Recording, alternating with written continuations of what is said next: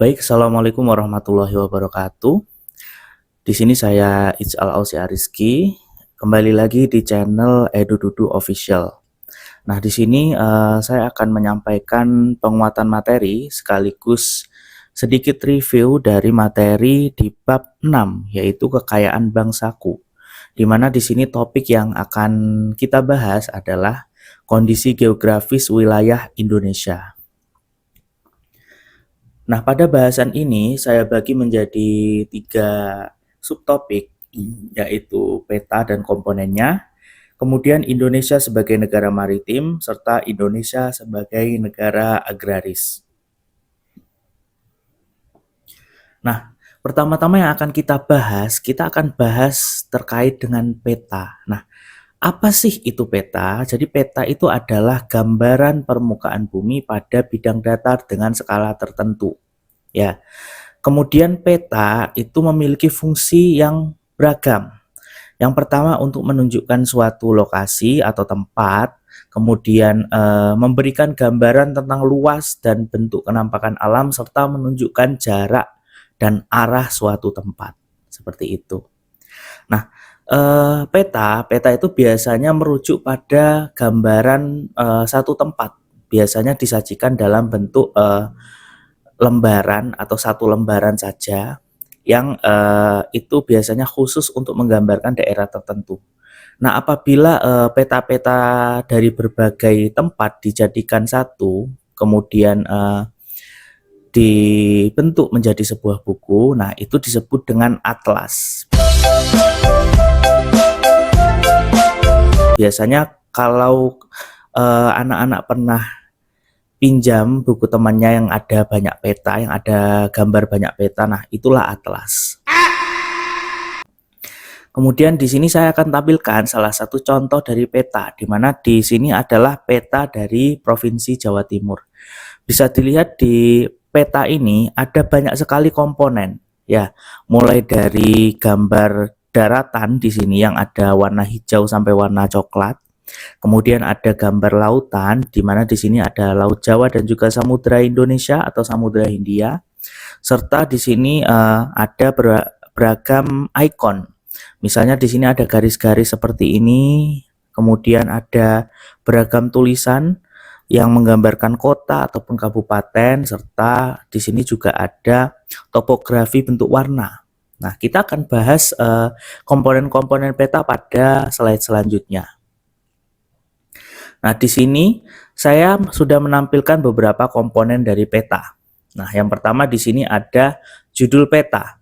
Nah, judul peta itu biasanya ada di pojok kanan atas seperti ini. Misalnya Provinsi Papua di sini yang saya tampilkan. Kemudian selain judul peta juga ada penampakan dari daerah yang ditampilkan pada peta. Nah, di sini saya menyajikan peta dari Provinsi Papua. Nah, selain ada gambar dari wilayah yang ditampilkan, di sini juga ada yang namanya inset. Nah, inset yang ada di pojok kanan bawah. Biasanya inset itu menampilkan daerah, misalnya posisi dari daerah yang ditampilkan pada peta. Misalnya di sini Provinsi Papua itu posisinya ada di daerah paling timur di Indonesia, seperti yang bisa dilihat di layar. Di sini di blok warna biru, maka Provinsi Papua posisinya ada di sebelah sini. Kemudian kadangkala inset itu juga menampilkan zoom dari pulau-pulau kecil yang di peta itu kelihatannya kecil. Jadi misalnya di Jawa Timur itu ada kepulauan di sebelah Pulau Madura, saya lupa namanya apa. Nah, itu kadangkala di peta dia ditampilkan dalam bentuk zoom di bagian inset. Jadi pulau-pulau yang kelihatannya kecil di sini ditampilkan lebih besar pada bagian inset. Kemudian selain inset ada bagian lain, yaitu yang namanya orientasi atau arah mata angin. Nah, kemarin kalian sudah belajar bersama Pak Ijal di kelas. Ada macam-macam arah mata angin. Ada arah utara yang ada di sebelah atas, kemudian arah selatan yang ada di sebelah bawah, serta arah barat dan juga timur. Nah, masih ingat yang di pojok sini kira-kira arah apa kemarin? Ya, betul sekali. Jadi antara utara dan timur itu adalah arah timur laut. Sedangkan antara selatan dan timur itu adalah arah tenggara. Coba yang sebelah sini Pak Ijal pengen tahu, kira-kira yang sebelah sini arah apa? Ayo namanya. Antara selatan dan barat. Coba lebih keras lagi.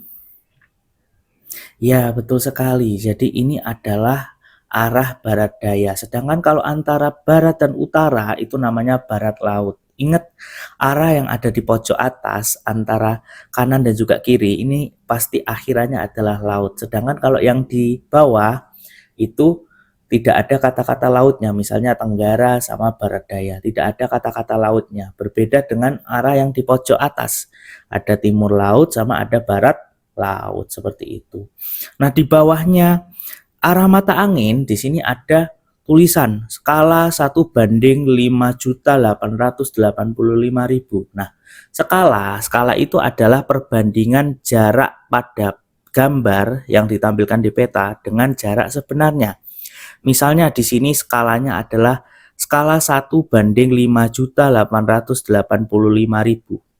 Maka artinya setiap 1 cm di peta dia mewakili jarak 5.885.000 cm.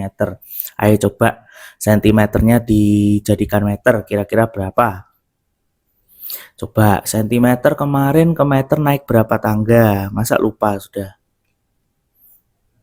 Iya, betul sekali. Jadi sentimeter ke meter itu naik 2 tangga. Maka di sini nolnya bisa kita tutup 2. Berarti 1 cm di peta ini sama dengan 58.850 meter. Betul sekali. Ya. Jadi itu adalah contoh cara menghitung skala. Nanti lebih detailnya akan Pak Ijal jelaskan ketika membahas pelajaran matematika. Seperti itu ya. Kita lanjutkan ke slide berikutnya. Nah, kembali ke peta Jawa Timur. Nah, di sini ada garis-garis yang memotong gambar. Ada yang garisnya secara vertikal, ada yang secara horizontal. Nah, kalau yang secara vertikal ini disebut garis lintang. Sedangkan kalau yang secara horizontal itu disebut garis bujur. Ya, kalau yang garis lintang yang berdiri, nah. Kalau yang garis bujur dia yang tidur garisnya, yang mendatar. Nah, kedua garis ini itu disebut dengan yang namanya garis astronomis. Ya, ini fungsinya apa? Supaya kita bisa tahu letak astronomis dari suatu wilayah. Misalnya, di sini ada Kabupaten Tuban. Kabupaten Tuban itu misalnya berada di berapa derajat lintang selatan sampai berapa derajat lintang selatan, atau berapa derajat bujur timur sampai berapa derajat bujur timur, seperti itu contohnya ya.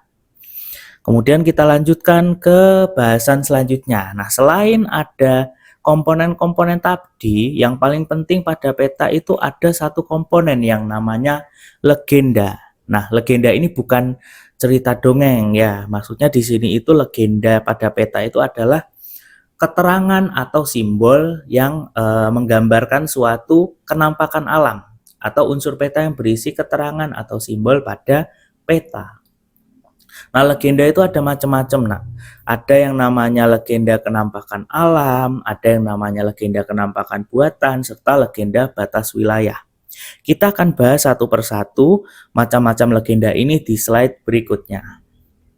Yang pertama yaitu legenda kenampakan alam. Nah, di sini Pak Ijal sudah menampilkan beberapa simbol ya dari kenampakan alam pada peta. Ada yang berupa simbol, ada yang berupa warna. Kita ke simbol dulu. Jadi misalnya kamu melihat peta, tiba-tiba ada simbol segitiga. Tulisannya G Raung, G Argopuro, G Semeru. Nah, itu artinya adalah segitiga ini dia menggambarkan gunung. Ya, kalau segitiganya berwarna merah, artinya gunungnya masih aktif atau disebut dengan gunung berapi. Ingat, bukan gunung Merapi. Kalau Merapi itu namanya gunung, kalau gunung berapi artinya gunung yang masih bisa meletus. Kemudian kalau segitiganya warna hitam, dia artinya adalah gunung mati atau gunung yang sudah tidak aktif lagi. Contoh kalau gunung yang sudah tidak aktif lagi itu ada, misalnya di sini itu ada gunung Merbabu di Jawa Tengah. Itu dia salah satu gunung yang sudah tidak aktif.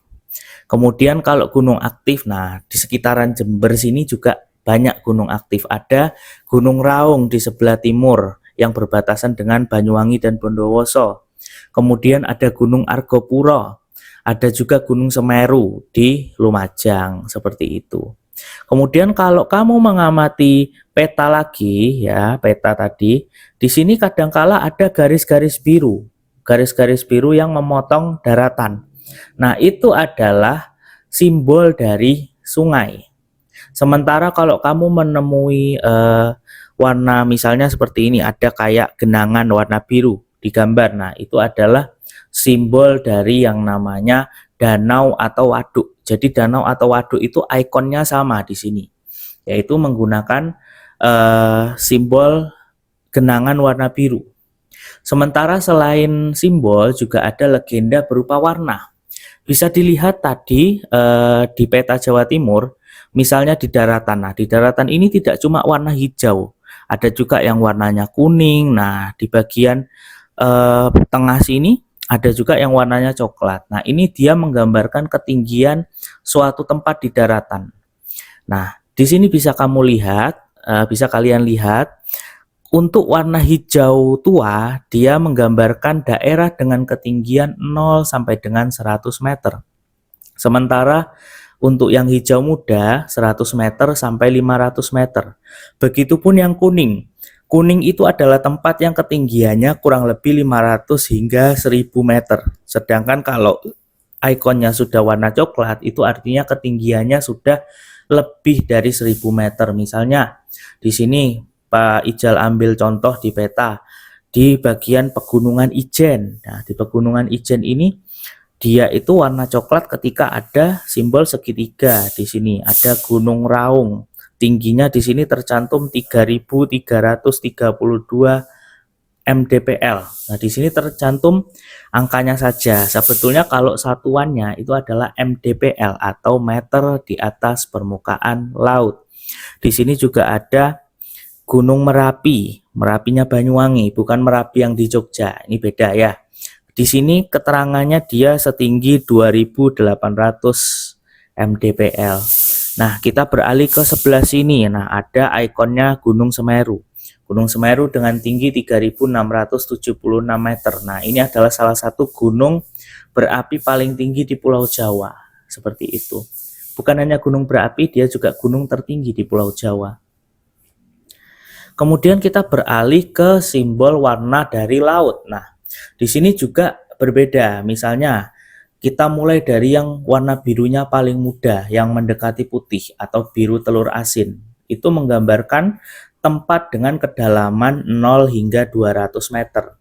Kemudian kalau warna birunya lebih gelap lagi, biru sedang, itu menggambarkan kedalaman kurang lebih 200 hingga 3000 meter. Sedangkan kalau warna birunya paling tua, artinya dia tempatnya paling dalam, yaitu di atas 3000 meter. Nah, itu biasanya ada di bagian tengah-tengah samudra, yang bagian laut di warna biru tua, seperti itu. Kita lanjutkan ke legenda kenampakan buatan. Nah, kenampakan buatan ini juga sangat banyak. Ada simbol dari jalan raya. Di sini disimbolkan garis, tapi garisnya tebal. Bisa juga di warna biru tua, bisa juga di warna merah. Biasanya macam-macam. Ada juga jalan yang simbolnya hanya berupa garis, tapi garis yang lebih tipis. Nah, ini menggambarkan jalan desa. Sedangkan kalau yang tadi kan jalan raya, itu biasanya bisa jalan raya provinsi, bisa jalan raya kabupaten, dan lain-lain. Nah, kemudian bisa juga jalan nasional. Kemudian di sini juga ada ikon seperti garis, tapi ada zigzagnya, ada garis horizontal dan juga garis vertikal. Nah, ini menggambarkan kenampakan buatan berupa rel kereta api, seperti itu. Kemudian kita beralih ke simbol yang ada di sebelah kanan. Di sini ada beragam simbol titik. Ada yang berupa titik kemudian ditutupi oleh kotak. Nah, ini adalah simbol ibu kota dari negara. Makanya kalau kalian lihat di atlas, simbolnya kota Jakarta itu dia ada bulat kemudian dikasih frame warna kotak. Nah, itu dia simbol dari ibu kota negara.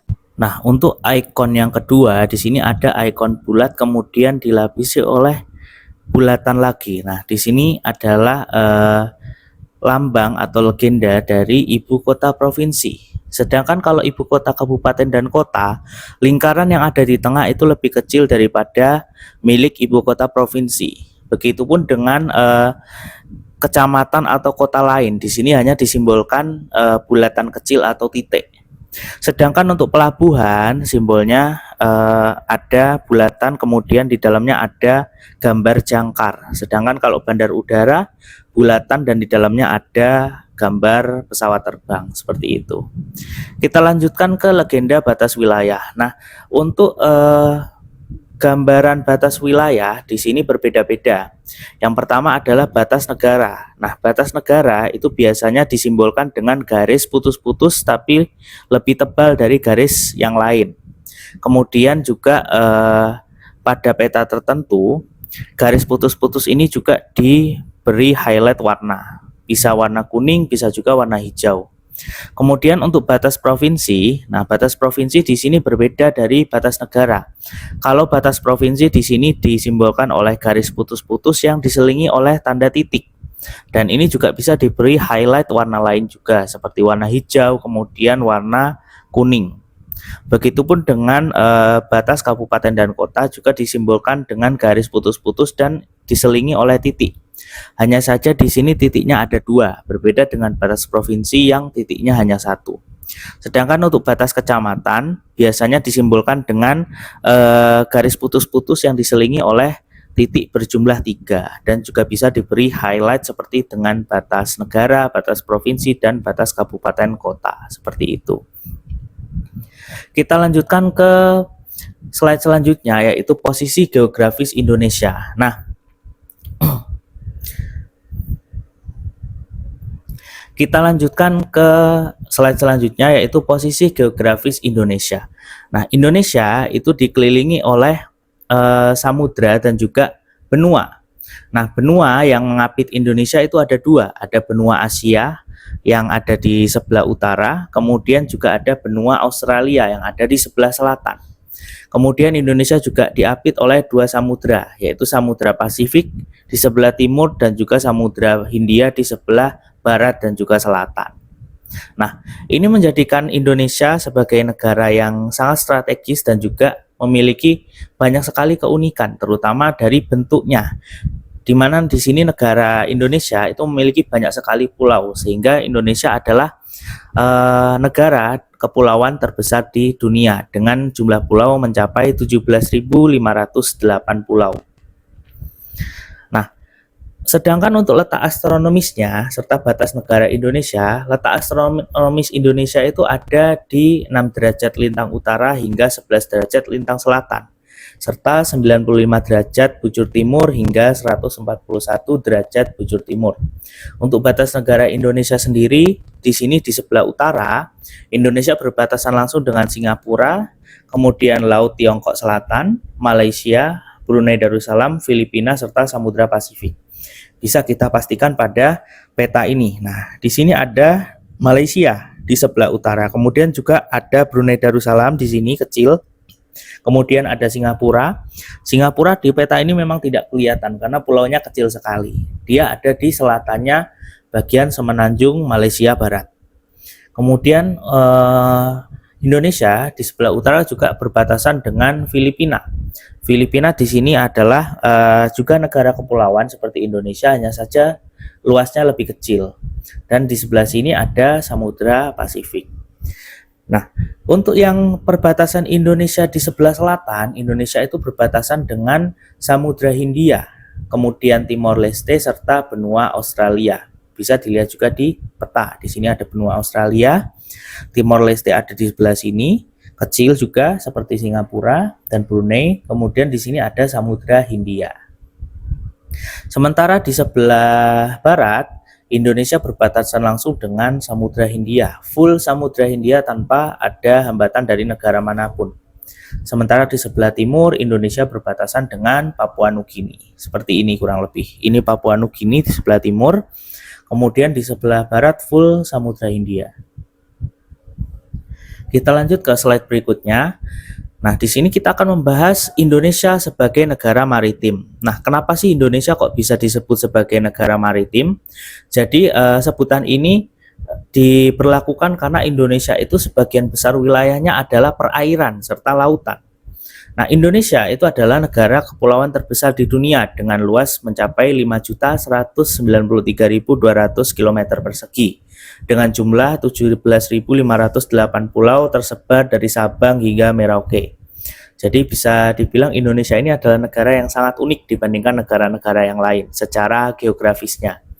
Kemudian juga terdapat beberapa daerah dengan penghasil tangkapan ikan terbesar di Indonesia. Salah satunya di Pulau Jawa itu adalah di Muncar, Banyuwangi, Jawa Timur. Itu ada di daerah paling timur Pulau Jawa, seperti itu. Nah, di sini saya sudah menampilkan kenampakan dari pelabuhan yang ada di Muncar. Nah, di sini ada banyak sekali kapal-kapal penangkap ikan dan di pinggir pantai itu juga ada pasar ikan, seperti itu. Nah, selain terdapat daerah dengan penghasil ikan terbesar di Indonesia, Indonesia juga memiliki banyak sekali potensi dari keberadaannya sebagai negara maritim. Nah, di sini juga terdapat potensi dari hasil laut lain, dari tambak ikan, kemudian juga dari tambak udang dan juga tambak garam. Kemudian keberadaan wilayah laut yang luas juga memungkinkan Indonesia memiliki banyak sekali pelabuhan. Contohnya, untuk pelabuhan itu yang terkenal adalah penyeberangan dari Jawa ke Bali, yaitu Pelabuhan Ketapang yang ada di Banyuwangi. Kemudian juga ada Pelabuhan Merak, yaitu penyeberangan dari Pulau Jawa ke Pulau Sumatera. Dan masih banyak pelabuhan lainnya. Selain punya banyak pelabuhan, Indonesia juga punya banyak transportasi laut, baik kapal yang mengangkut penumpang maupun kapal yang mengangkut hasil tambang maupun hasil bumi, seperti itu. Serta karena wilayah lautnya sangat luas, ada banyak sekali wisata bahari seperti pantai, kemudian snorkeling untuk melihat terumbu karang, kemudian ada hutan bakau, dan lain-lain. Nah, di wilayah laut Indonesia itu juga memungkinkan adanya sumber daya lepas pantai seperti minyak bumi, pengeboran minyak bumi, serta gas alam, seperti itu. Nah, Indonesia selain sebagai negara maritim juga disebut sebagai negara agraris. Nah, hal ini karena sebagian besar profesi rakyatnya itu adalah sebagai petani dengan kegiatan ekonomi bercocok tanam. Nah, dengan wilayah daratan yang luas, penduduk di negara agraris itu dapat mengelola tanah untuk dimanfaatkan menjadi lahan-lahan pertanian serta perkebunan. Nah, hal ini juga didukung oleh posisi Indonesia yang ada di Ring of Fire, di mana Ring of Fire ini adalah kawasan yang mengelilingi Samudra Pasifik dan dikenal sebagai zona paling aktif di dunia, di mana di daerah yang diberi warna merah di sini dari Indonesia, kemudian dari Filipina, Jepang, sebagian baratnya benua Amerika serta Selandia Baru. Nah, di sini sangat aktif sekali dengan aktivitas seismik atau aktivitas tektonik, di mana di daerah yang diberi garis merah di sini rawan sekali dengan gempa bumi serta letusan gunung berapi. Nah, kawasan ini membentuk seperti tapal kuda dan membentang sepanjang kurang lebih 40.000 km. Nah, selain itu, negara Indonesia ini juga menjadi pertemuan 3 lempeng besar di dunia, yaitu lempeng Eurasia yang disimbolkan warna pink ini yang mencakup Pulau Sumatera, Jawa, Sulawesi, Kalimantan, dan lain-lain, serta lempeng Indo-Australia yang ada di bagian selatan, dan juga lempeng Pasifik yang ada di timur. Sehingga ini menyebabkan Indonesia itu menjadi rawan bencana alam, seperti gempa bumi, gunung meletus, bahkan juga tsunami. Nah, meski begitu, salah satu bencana alam yang ditimbulkan oleh adanya pertemuan 3 lempeng besar serta kawasan Ring of Fire tadi, yaitu gunung meletus, itu sangat bermanfaat bagi negara kita. Nah, material yang dikeluarkan oleh gunung meletus seperti awan panas, kemudian lahar, itu nantinya ketika dia sudah membeku dan sudah bercampur dengan tanah, dia akan membuat tanah yang ada di daerah kita ini menjadi tanah yang subur.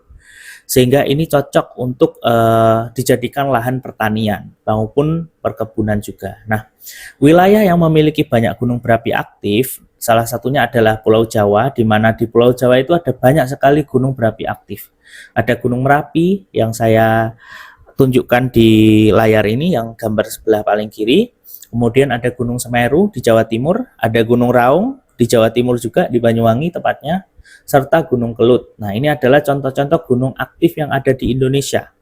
Nah, di wilayah Jawa itu menjadi wilayah dengan banyak sekali lahan pertanian dan perkebunan. Karena apa? Banyak sekali gunung aktif di Pulau Jawa.